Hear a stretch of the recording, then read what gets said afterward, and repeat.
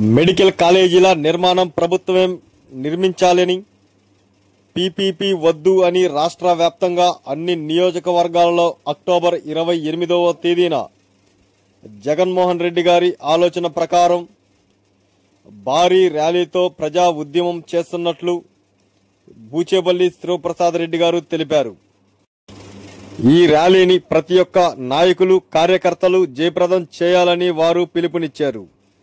వైఎస్ఆర్సీపీ ప్రభుత్వం అధికారంలో ఉన్నప్పుడు రాష్ట్రంలో ఎప్పుడూ లేని విధంగా 17 మెడికల్ కాలేజీలు పర్మిషన్ తెచ్చిన ఘనత వైఎస్ జగన్మోహన్ రెడ్డి గారిది అని, వాటిలో 7 మెడికల్ కాలేజీలను పూర్తి చేసి 5 మెడికల్ కాలేజీల్లో క్లాసులు జరిపిన ఘనత మా నాయకుడు జగన్ గారిదని వారు తెలిపారు.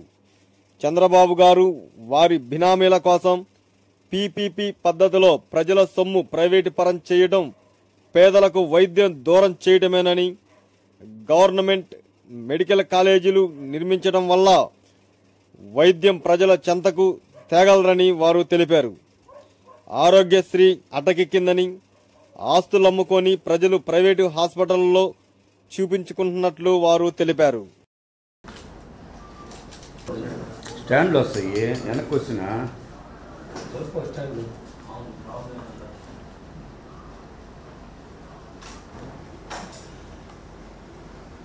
ఈ నెల అక్టోబర్ 28వ తేదీన ఆంధ్ర రాష్ట్రం మొత్తం ఈ మెడికల్ కాలేజీని ప్రైవేటీకరణ చేస్తున్న వ్యతిరేకంగా వైఎస్ఆర్ కాంగ్రెస్ పార్టీ, మా ప్రీతం నాయకులు వైఎస్ జగన్మోహన్ గారి ఆలోచన ప్రకారం ఈ రాష్ట్రం మొత్తం ప్రతి నియోజకవర్గంలో, ప్రకాశం జిల్లాలో కూడా ప్రతి నియోజకవర్గంలో హెడ్ క్వార్టర్లో ఈ నెల 28వ తేదీ భారీ బహిరంగ ర్యాలీ జరగబోతుంది. కాబట్టి వైఎస్ఆర్సీపీ క్యాడర్ అందరూ, నాయకులందరూ, ముఖ్యంగా ప్రజలందరూ కలిసి ఈ ర్యాలీని ప్రతి కాన్స్టిట్యున్సీ హెడ్ క్వార్టర్లో జయప్రదం చేయవలసిగా కూర్చున్నాము.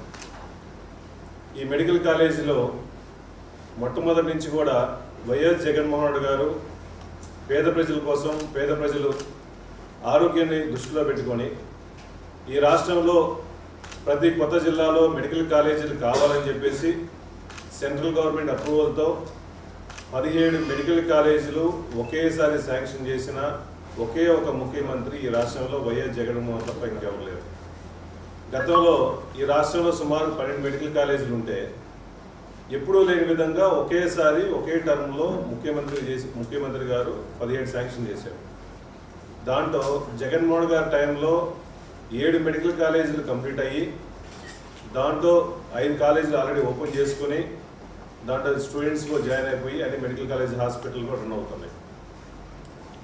ఇప్పుడు ఆ మిగిలిన 10 మెడికల్ కాలేజీని కావాలని చంద్రబాబు నాయుడు గారు వాళ్ళ బినామీల కోసం, గుత్తాధిపత్యం కోసం కొంతమందికి ప్రైవేట్ వాళ్ళకి అప్పచెప్పాలని చెప్పేసి పీపీపీ మోడ్లో ఈ రాష్ట్రానికి సంబంధించిన ఆస్తి మొత్తం ప్రతి మెడికల్ కాలేజీలో ఆల్మోస్ట్ 50 ఎకరాలు ఉన్నాయి, అది అలాట్మెంట్ చేశారు. ప్రతి మెడికల్ కాలేజీలో జగన్మోహన్ గారి టైంలో ఈ 10 మెడికల్ కాలేజీలు సుమారుగా 70% నుంచి 80% కన్స్ట్రక్షన్గా, అత్యధికంగా కన్స్ట్రక్షన్ కూడా చేస్తున్నారు. ఇవన్నీ కూడా వాళ్ళ మనుషులు కట్టబెట్టాలని చెప్పేసి ప్రజల సొమ్ము, పబ్లిక్ సొమ్ము కావాలని చెప్పేసి ప్రైవేటీకరణ చేతులు పెట్టడం నిజంగా చాలా బాధాకరంగా ఉంది. అయ్యా చంద్రబాబు నాయుడు గారు ఈ రాష్ట్రంలో పేద ప్రజలకి ఎన్ని ఫెసిలిటీస్ ప్రొవైడ్ చేయాలని చెప్పి జగన్మోహన్ గారు మంచి ఆలోచనలతో ఉంటే, మీరు ఈ మెడికల్ కాలేజీలన్నీ ప్రైవేటీకరణ చేతులు పెట్టి ప్రైవేటీకరణ చేస్తే ఈ రాష్ట్రంలో ప్రజలందరూ కూడా ఆ హాస్పిటల్ పోవాలన్నా, మెడికల్ కాలేజీ పోవాలన్నా డబ్బులు పెట్టుకొని చూపించుకోవాల్సిన పరిస్థితి ఉంటుంది. కాబట్టి ఆ మెడికల్ కాలేజీలో కానీ, హాస్పిటల్లో కానీ, ఏ హాస్పిటల్లో ట్రీట్మెంట్ కానీ ఫ్రీగా చేయరు కదా. చేయనప్పుడు ప్రజలందరూ ఇబ్బంది పడుతున్నారు కదా. మీ స్వార్థం కోసం, మీ మనుషుల కోసం ఎన్ని పెడితే ఈ రాష్ట్రంలో పేద ప్రజలు ఇబ్బంది పడుతున్నారు. కాబట్టి దయచేసి ప్రైవేటీకరణ చేయొద్దని చెప్పేసి రాష్ట్రం మొత్తంలో జగన్మోహన్ గారు మంచి ఆలోచనతో ఈ ఉద్యమం స్టార్ట్ చేశాం. ఈ రాష్ట్రంలో చాలా సంస్థలు, ఓడరేవులు కానీ, మా NH రోడ్స్ కానీ, ఎయిర్పోర్ట్లు కానీ ఈ ప్రైవేటీకరణ చేసుకోవడానికి ఎప్పుడు మేము వైఎస్ఆర్ కాంగ్రెస్ పార్టీ ఎప్పుడు అబ్జెక్షన్ పెట్టలేదు. ఇదే ఎందుకు అబ్జెక్షన్ పెడుతున్నామంటే ప్రజల కోసం ఉపయోగపడే విద్య వైద్య ప్రతి మానవుడి హక్కు, ప్రతి ఒక్కడి హక్కు. దీన్ని కూడా ప్రైవేటీకరణ చేస్తూ ఉంటే ఇంక పేద ప్రజలు ఎక్కడ చూపించుకుంటారు? రాజశేఖర్ గారి టైంలో Ongole medical college, RIMS medical college Rajasekhar గారి టైంలో శాంక్షన్ చేశారు. ఆ మెడికల్ కాలేజ్లో ఎంఆర్ఐలు ఉన్నాయి, సిటీలు ఉన్నాయి, ఎన్నో ఆపరేషన్లు చేయించుకుంటా ఉన్నారు. రేపు మీరు పెట్టే హాస్పిటల్లో ఒక పేషెంట్ ఎంఆర్ఐ తీసుకోవాలనుకుంటే ఫ్రీగా ఇస్తారా? సిటీ ఫ్రీగా చేపిస్తారా? చేపించారు కదా, డబ్బులు తీసుకుంటారు కదా. అదేవిధంగా ఈ ప్రైవేట్ హాస్పిటల్లో వాళ్ళు తూతు మంత్రంగా చేసుకుంటారు, వచ్చేవాళ్ళు తూతు మంత్రంగా చేస్తారు. కానీ వాళ్ళు పేదవాళ్ళకి సేవ చేయాలని ఎక్కువ ఆలోచన ఉండదు. వాళ్ళు కోట్ల రూపాయలు డబ్బులు పెట్టారే, ఆ డబ్బులు సంపాదించుకోవడం కోసం ఎలా సంపాదించుకోవడంతో వస్తారు తప్ప సేవ చేసే వాళ్ళు ఎవరు లేరు. ఆ మెడికల్ ఫీల్డ్ ఎవరు లేరు. కాబట్టి మీరందరూ గమనించండి. ఈ గవర్నమెంట్ హాస్పిటల్ అయితే డాక్టర్లందరూ ఫ్రీగా సర్వీస్ చేస్తారు, గవర్నమెంట్ శాలరీ ఇస్తుంది కాబట్టి మంచి స్టాఫ్ ఉంటారు, మంచి పొజిషన్లో ఉంటారు, మంచి ట్రీట్మెంట్ చేస్తారు. కాబట్టి మీరు ఒక్కటే ఆలోచించి ప్రైవేటీకరణ ఆపే వరకు ఈ రాష్ట్రంలో కానీ ప్రకాశం జిల్లా కానీ ప్రజలందరూ జగన్మోహన్ గారికి, వైఎస్ఆర్ కాంగ్రెస్ పార్టీకి ఈ ప్రజల కోసం పోరాటం చేస్తున్నాం. కాబట్టి ఉద్యమానికి అందరూ సపోర్ట్ చేయాలని చెప్పి మనస్ఫూర్తిగా కోరుకున్నాం. అదేవిధంగా ఈ రాష్ట్రంలో గతంలో ఎప్పుడూ లేని విధంగా రాజశేఖర్ గారు పెట్టిన ఆరోగ్యశ్రీ జగన్మోహన్ గారు సక్సెస్ఫుల్గా పూర్తిగా ప్రతి పేదవాడికి ఆరోగ్యశ్రీ కల్పించే విధంగా పోరాడాడు. కానీ మీరు వచ్చిన తర్వాత ఫస్ట్ టైము ఆరోగ్యశ్రీ ప్రతి హాస్పిటల్లో సుమారుగా 20 రోజుల నుంచి ఆరోగ్యశ్రీ లేదు. ఏ పేషెంట్ అక్కడ పోయినా కూడా ఆరోగ్యశ్రీలో మేము చూడలేము. చంద్రబాబు నాయుడు గారు సుమారుగా 3,000 కోట్ల రూపాయలు మాకు బకాయిలు ఉన్నారు, మీరు ఎక్కడన్నా ప్రైవేట్ హాస్పిటల్లో చూపించుకోండి అని అంటే వాళ్ళ ఇంటికి పోయేసి వాళ్ళ స్థలమో బంగారమో తాకట్టు పెట్టుకొని ఒక ప్రైవేట్ హాస్పిటల్లో చూపించుకున్న దౌర్భాగ్య పొజిషన్లో ఈ రాష్ట్రంలో ప్రజలు ఉన్నారంటే మీరంతా గమనించండి. ఆరోగ్యశ్రీ ఆగిపోయినా మీరు పట్టించుకోరు.